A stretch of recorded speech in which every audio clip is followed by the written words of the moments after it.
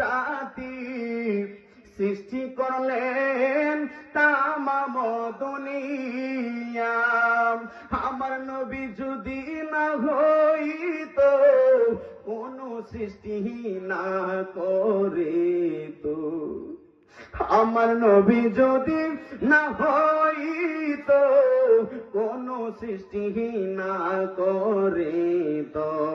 অন্ধকারে থাকিত ধরা, আইরে সময় যায়, পর দরদ নবী মুস্তাফায়, পর দরদ নবী মুস্তাফায়, পর দরদ নবী মুস্তাফায়। কষ্ট হচ্ছে না তো ইনশাআল্লাহ?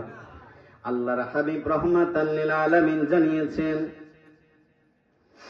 ইন্না রাজাবা শাহরুল্লাহ ওয়া শাবানা শাহরি ওয়া রমাদানা শাহরু উম্মতি, আও কামা ক্বালা আলাইহিস সালাতু ওয়াস সালাম। জবান খুলে বলেন না ইয়া রাসূলুল্লাহ। 4-5টা হাদিস কিন্তু বলে ফেলছি, সামনে আরো বলবো ইনশাআল্লাহ। শুনবেন তো ইনশাআল্লাহ?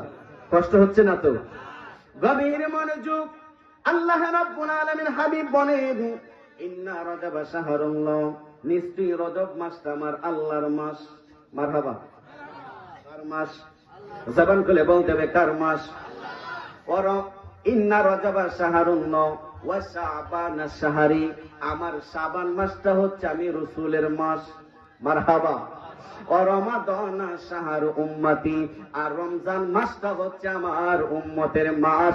জবান খুলে বলেন না ইয়া রাসূলুল্লাহ। একজন সাহাবী ডাক দিয়ে কয়, ইয়া রাসূলুল্লাহ, নবী গো,